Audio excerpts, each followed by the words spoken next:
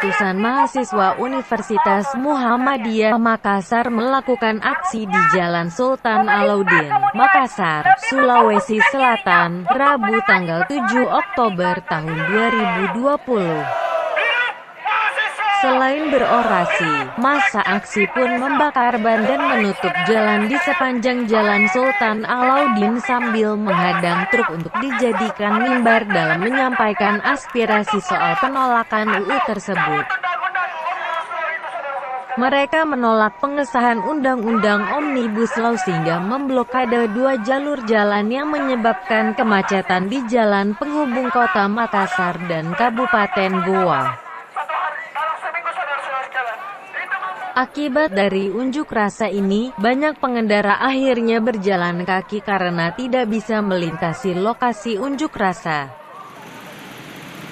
Aksi ini menyebabkan kemacetan total di jalan tersebut karena mahasiswa yang berunjuk rasa menutup jalan sehingga merugikan masyarakat yang menggunakan jalan tersebut. Kalau kita putar begitu ya.